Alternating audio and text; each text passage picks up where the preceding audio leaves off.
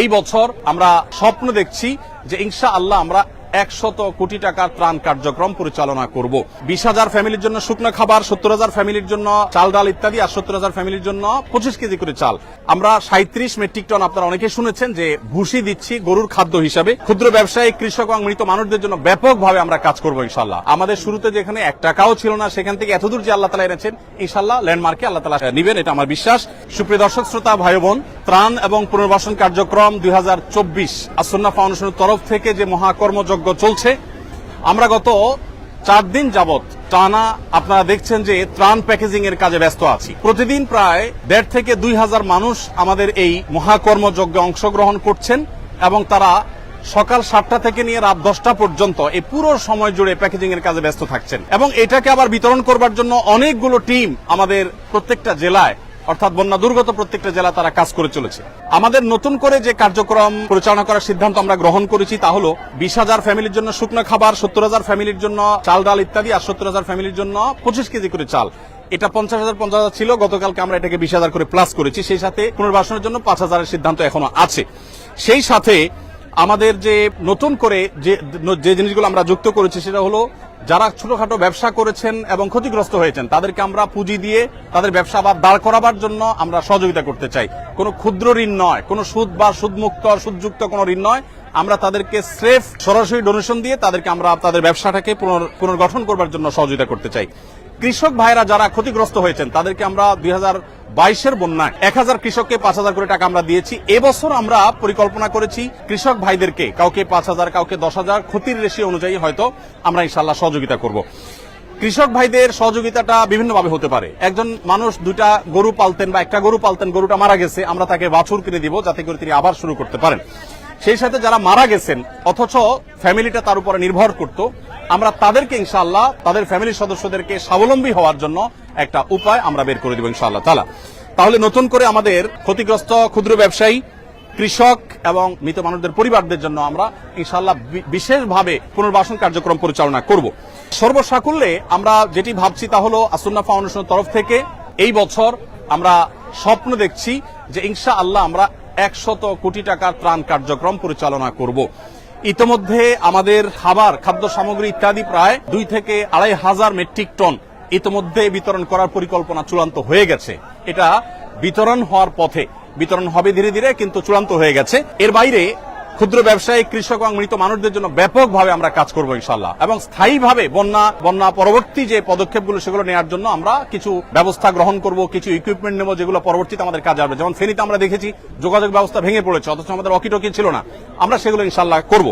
তো সর্বসাকুল্যে আমরা যেটি স্বপ্ন দেখছি তা হলো 100 কোটি টাকার ত্রাণ কার্যক্রম ইনশাআল্লাহ সুন্নাহ ফাউন্ডেশন থেকে ইনশাআল্লাহ এবছর আমরা পরিচালনা করব। ওলামা একরাম অনেকে এসেছেন আমাদেরকে কাজ করবার জন্য। উনি গত 3 দিন যাবত মাশাআল্লাহ ত্রাণ কাজে সহযোগিতা করছেন। সাইফুল্লাহ ভাই তো প্রথম দিন থেকে, শুক্রবার থেকে শুরু করেছেন, প্রতিদিন অসুস্থ শরীর নিয়ে তিনি আসছেন এবং সহায়তা করছেন আলহামদুলিল্লাহ। আমরা আপনাদেরকে জানিয়ে রাখতে চাই প্রিয় দর্শক, আমরা 37 মেট্রিক টন, আপনারা অনেকে শুনেছেন যে ভুসি দিচ্ছি গরুর খাদ্য হিসাবে এবং স্যানিটারি ন্যাপকিন থেকে শুরু করে নিয়ে বাচ্চাদের জন্য প্রয়োজনীয় জিনিসপত্র দিচ্ছি এবং নতুন করে আমরা বেশ কিছু কাপড় চোপড় দিচ্ছি।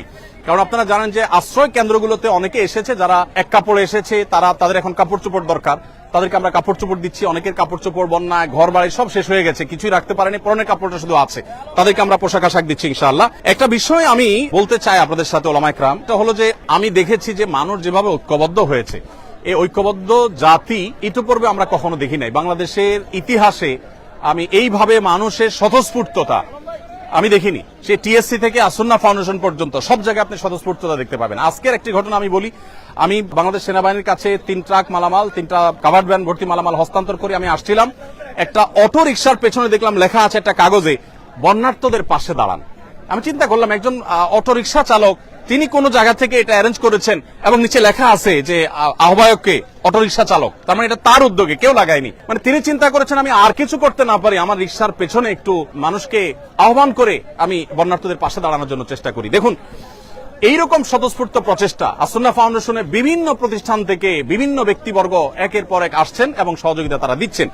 আমার বিশ্বাস যে এইভাবে যদি আমরা ঐক্যবদ্ধ থাকি তাহলে শুধু লিডারশিপের প্রয়োজন হবে। এদেশের মানুষ যেভাবে ঐক্যবদ্ধ, এদেশের মানুষ যেরকম কল্যাণকামী একজনের বিপদে আরেকজন ঝাঁপিয়ে পড়ছে, বিশেষ করে জাতীয় দুর্যোগে যেভাবে সবাই ঝাঁপিয়ে পড়ছে, যদি আমাদের সেরকম লিডারশিপ থাকে তাহলে আমার মনে হয় আর কোনো কিছুরই প্রয়োজন হবে না এবং এই জাতিকে পৃথিবীর সবচেয়ে শক্তিশালী জাতিতে পরিণত করতে পারবে ইনশাআল্লাহ তাআলা। যেটি আমি বলছিলাম যে আমাদের ত্রাণ কার্যক্রম পরিচালনার জন্য আলহামদুলিল্লাহ গতকালকে আমাদের এখান থেকে 13টি ট্রাক চলে গেছে ফেনী, কুমিল্লা, নোয়াখালী, লক্ষ্মীপুর এই জেলাগুলোতে। আজকে 3টা কাভার্ড ভ্যান আমরা বাংলাদেশ সেনাবাহিনীর কাছে হস্তান্তর করেছি, সেটা অন দা ওয়ে আছে এবং ইনশাআল্লাহ আগামীকাল সকালে সেটা বিতরণ হবে। তার একটা ট্রাক বিতরণ হবে সিলেটে বন্যা দুর্গত এলাকায়, আরেকটা চট্টগ্রামে, আরেকটা কুমিল্লাতে। ফেনীতে আমরা 3টা ট্রাক মাল সেনাবাহিনীর কাছে গত পরশুদিন হস্তান্তর করে আসছি। গতকালকে এবং পরশুদিন আমাদের যে সমস্ত কার্যক্রম চলেছে কুমিল্লা, চাঁদপুর, নোয়াখালী, লক্ষ্মীপুরে, আমি একটু সামারিটা আপনাদেরকে শোনাতে চাই। ফেনীতে আমাদের যে ত্রাণ কার্যক্রম গতকাল সারাদিন ধরে হয়েছে সেটা হলো 6868টি পরিবারকে আমরা ত্রাণ পৌঁছেছি। তার মধ্যে দাগনভূঞা, সোনাগাজী, ফেনী সদর, ফুলগাজী এই থানাগুলো ছিল। আর নোয়াখালীতে 4430 ত্রাণের প্যাকেট আমরা পৌঁছিয়েছি কবিরহাট, সেনবাগ, কোম্পানিগঞ্জ এবং বেগমগঞ্জে। সেই সাথে কুমিল্লাতে আমরা 4920 প্যাকেট ত্রাণ বিতরণ করেছি লাঙ্গলকোট, 14 গ্রাম, বুড়িচং, কুমিল্লা সদর, লাকসাম এবং মনোহরগঞ্জে। লক্ষ্মীপুরে আমরা 1600 ত্রাণের প্যাকেট বিতরণ করেছি কমলনগরে এবং চাঁদপুরে আমরা ফরিদগঞ্জে 1650টি প্যাকেট আমরা বিতরণ করেছি। সর্বসাকুল্যে এই কয়েকটা জেলা আমরা গতকালকে 19,468 গতকালকে এবং পরশু হয় কিছু ছিল সম্ভবত 19,468 প্যাকেট আমরা বিতরণ করেছি। আর এর বাইরে সেনাবাহিনীর মাধ্যমে যে সমস্ত এলাকা আমরা যেতে পারছি না, যেমন ছাগলনাইয়া, পরশুরাম থানা, ফেনীর এবং যে সমস্ত জেলাতে আমরা যেতে পারছি না, সেগুলোতে বাংলাদেশ সেনাবাহিনীর মাধ্যমে আমরা পৌঁছে দিচ্ছি। তো আমি আবার আপনাদেরকে বলে রাখতে চাই যে আসুন্নাহ ফাউন্ডেশন থেকে আলহামদুলিল্লাহ আমরা এবছর 100 কোটি টাকার ত্রাণ এবং পুনর্বাসন করার পরিকল্পনা হাতে নিয়েছি। আমাদের শুরুতে যেখানে 1 টাকাও ছিল না সেখান থেকে এতদূর যে আল্লাহ তাআলা এনেছেন, ইনশাআল্লাহ ল্যান্ডমার্কে আল্লাহ তাআলা আমাদেরকে নিবেন, এটা আমার বিশ্বাস। আর সেই সাথে একটা নতুন তথ্য দিয়ে রাখি, আমাদের ত্রাণের প্যাকেটগুলোতে আমরা এখন থেকে একটা ত্রাণ দেওয়ার সময় যারা আমাদের মুসলিম ভাইরা আছেন তাদের জন্য আমরা একটা কাগজ লিফলেট দিয়ে দিচ্ছি। লিফলেটটাতে দুই পিঠে 2টা লেখা আছে। একটা লেখা হলো একজন ভালো মুসলিম হতে করণীয় কি। আমাদের অনেক মুসলমান আছে কিন্তু ভালো মুসলমান নাই। ভালো মুসলমান হতে করণীয় কি, এই লিফলেটটা আমরা ত্রাণের প্যাকেটের সাথে দিব। সেই সাথে অপর পিঠে লেখা আছে বিপদে মুমিনের করণীয় কি। বিপদগ্রস্ত মানুষ ডিপ্রেশনে থাকে, মানসিকভাবে তারা কষ্টে থাকে, তো সেই কষ্ট যেন লাঘব হয় সেজন্য আমি ইনশাআল্লাহ তাদেরকে এটা দিব এবং চাচ্ছি যে এটা পড়ে তারা তাদের ডিপ্রেশন, দুশ্চিন্তা দূর করুক। অনেকে দুশ্চিন্তা করছিলেন দুর্গম এলাকাগুলোতে ত্রাণ নিয়ে। আমি আজকে বাংলাদেশ সেনাবাহিনীর সিওডিতে, ঢাকা সিওডিতে সেনা ক্যাম্পে আমি গিয়েছি। সেখানে যেই পরিমাণ কর্মযোগ্য সেনাবাহিনী করছে সেটা আমি দেখে অভিভূত। 22-এর বন্যায় সেনাবাহিনীর কাজ আমি দেখেছি এই সিওডিতেই, বাট সেই তুলনায় অনেক গুণ বেড়েছে। শুধু সেনাবাহিনীর নয়, সাধারণ মানুষও এত বেশি মালামাল নিয়ে আসছে যে ইতিপূর্বে এত মালামাল আমি সিওডিতে আনতে দেখিনি। আমাদের ট্রাকগুলো দীর্ঘ সিরিয়াল ছিল, অনেকগুলো ট্রাক এবং লরি ছিল, সেগুলো একটা একটা করে পার হওয়ার পর আমাদের ট্রাকগুলো ঢুকলো। তার মানে ব্যাপকভাবে ত্রাণ কার্যক্রম পরিচালনা হচ্ছে এবং সেনাবাহিনীর কাজই হলো দুর্গম জায়গায় যাওয়া, আর আমরা যেখানে যেতে পারছি সেখানে যাচ্ছি। আলহামদুলিল্লাহ সব মিলিয়ে আমি বিশ্বাস করি যে এই কষ্ট দূর হতে খুব বেশি সময় লাগবে না, এটা দূর হয়ে যাবে। আল্লাহ তাআলা আমাদের সবাইকে অভাবী দুস্থ মানুষদের পাশে যেরকম আমরা দাঁড়াচ্ছি, বন্যার সময় ধনী দরিদ্র সব সমান হয়ে গেছে। আমি ধনী দরিদ্র যারা আছেন তাদের সবার জন্য আমি শুভকামনা করছি, আল্লাহর কাছে দোয়া করছি আল্লাহ তাআলা আমাদের সবার কষ্ট দূর করে দিন। বন্যার সময় বিশেষ করে অনেক সচ্ছল মানুষও যে কষ্টে আছেন সেই কষ্টটা লাঘব করার জন্য এখন আমাদের প্রত্যেককে যার যার জায়গা থেকে কষ্ট করা দরকার এবং পরিশ্রম করা দরকার।